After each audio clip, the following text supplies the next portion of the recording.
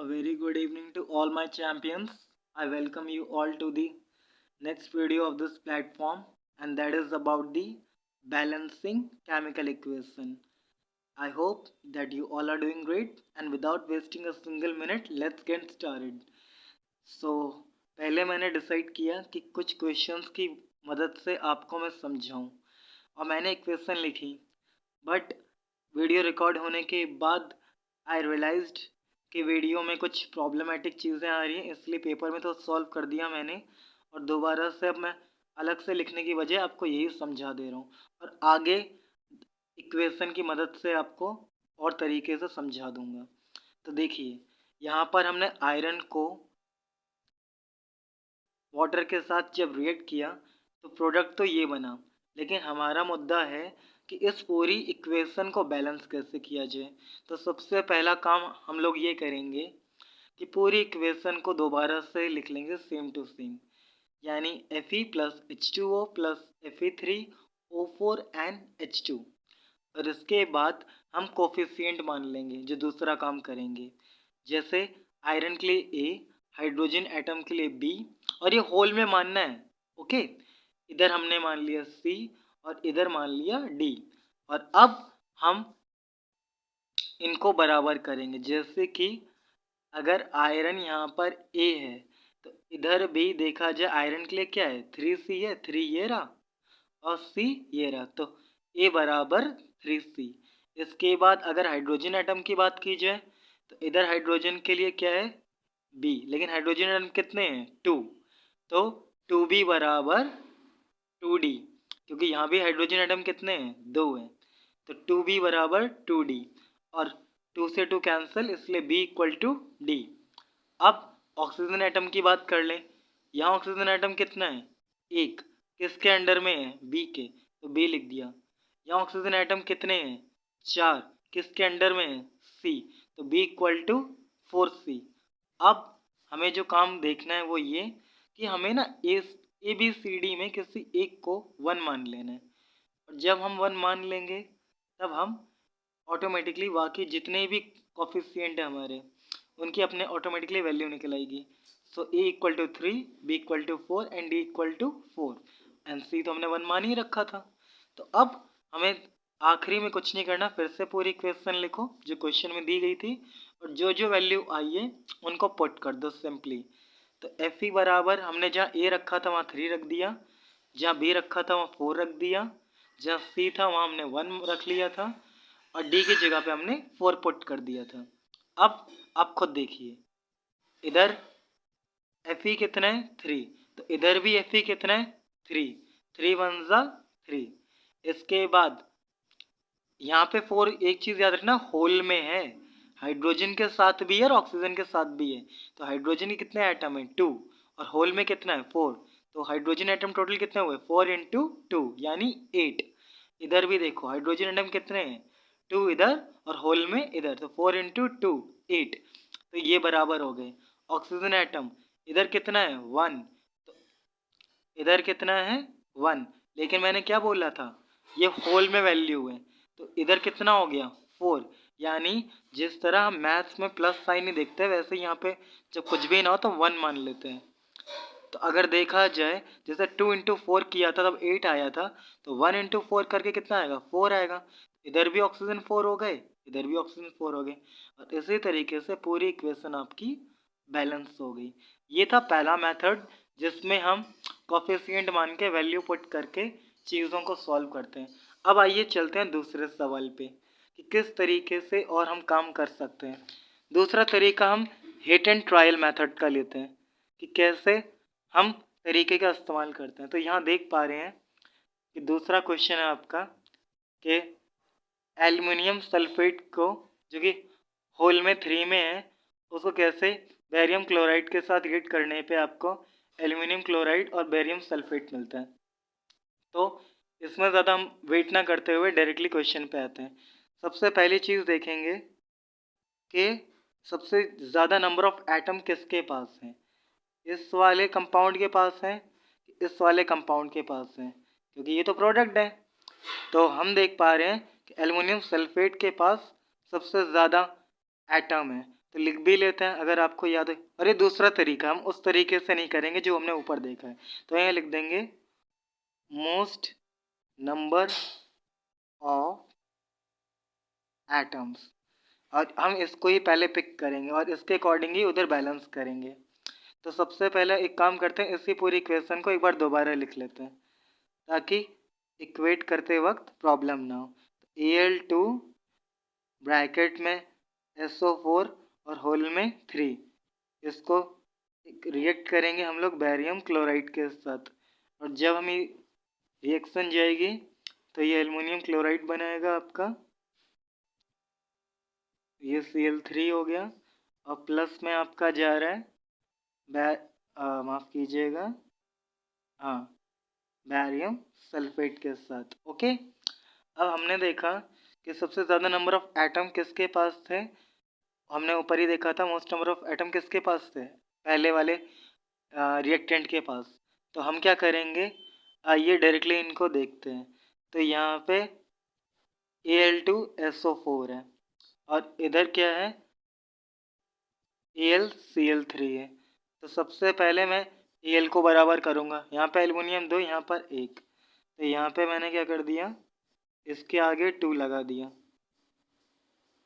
Okay, ये 2 लग गया। अब यहाँ पे भी 2 एल्युमिनियम, यहाँ पे भी 2 एल्युमिनियम। ओके, इसके बाद और क्या चीज़ हमें याद रखनी है, इसके बाद फिर हम जाएंगे सल्फेट के पास। सल्फेट, यहाँ देखो सल्फेट कितना है, 4 3 12, यहाँ कितना है, 4 3 12 है। तो हम क्या करेंगे, इधर भी इसको पहले 3 बनाएंगे, 3 लिख दिया। तो ये कितना हो जाएगा, सल्फेट 4 3 12, 12 तो हो गया, लेकिन अभी बैरियम बढ़ गया, तो बैरियम के लिए कुछ नहीं करेंगे, हम इधर लगा देंगे 3। तो बस ये पूरी इक्वेशन इक्वेट हो गई। अब आप देख सकते हैं Al2 2Al बात बराबर है कि यहाँ पे भी एल्युमिनियम के 2 एटम, यहाँ पे भी एल्युमिनियम के 2 एटम। ओके, इसके बाद यहाँ पे जो क्लोरीन के थे 6 एटम थे, 3 इंटू 2 6, और इधर भी टोटल देखा जाए ओवरऑल में तो यहाँ पे भी 2 इंटू 3 6, ये हो गया। फिर बैरियम 3 था, बैरियम 3 रह गया। सल्फेट आपके टोटल 12 होने थे, 4 इंटू 3 12, 3 इंटू 4 12। इस तरह से ये दूसरा तरीका हो गया इक्वेशन को इक्वेट करने का। आई होप कि आपको यहाँ तक ये बातें समझ में आ रही होंगी। अब मैं एक बार आपको क्लियरली ऊपर से लेकर नीचे तक पहले पूरा दिखा दूँ एक एक इक्वेशन, और फिर एक मैं आपको करके दिखाता हूँ।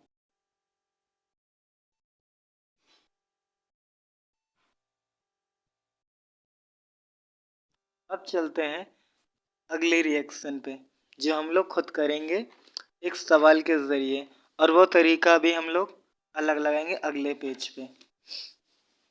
ओके, तो सवाल ले लेते हैं हम, जैसे कि नाइट्रिक एसिड है अपना। अगर नाइट्रिक एसिड को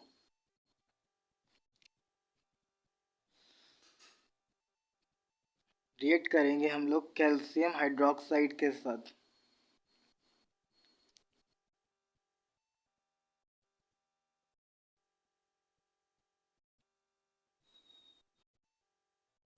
तो जो प्रोडक्ट बनेगा वो क्या होगा और किस तरह से ये इक्वेशन आपस में रिलेट करेगी, तो आप देखते हैं।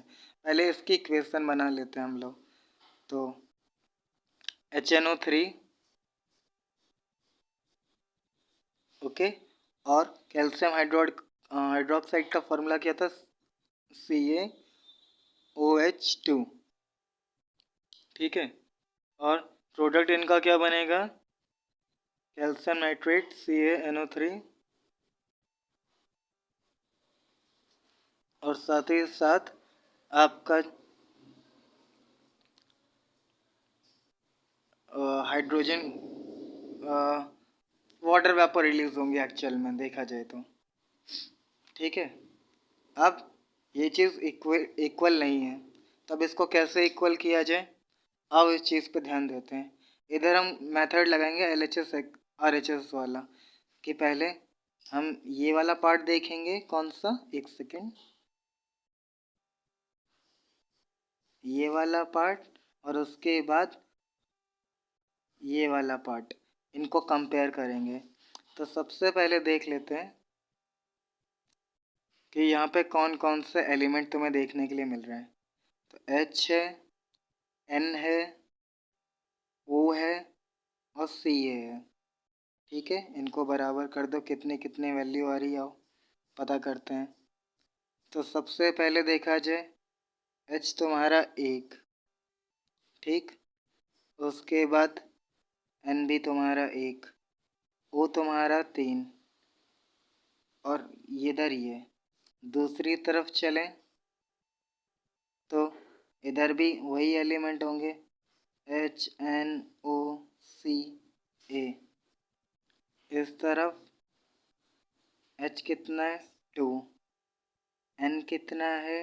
2, O कितना है? 6। ठीक है, O 6 हो गया, ये याद रखना आप। इसके बाद Ca कितना है आपका? 1। अच्छा, ऑक्सीजन का एटम ये तो 1 हो गया और एक ऑक्सीजन एटम ये है, तो इसको भी जोड़ो। टोटल कितने हो गए? 7। इसी तरह अगर N देखें तो यहाँ पे आपको 3 मिल जाएगा। ठीक है, तो यानी अभी आपको और इक्वेट करोगे जब तो ज़्यादा वैल्यू मिलेगी, लेकिन इसको हम अगले स्टेप में करेंगे। अब अगले स्टेप पे चलते हैं। अगले स्टेप पे जाने के लिए जब हमें बैलेंस करना है, फिर से हम वही चीज़ करेंगे।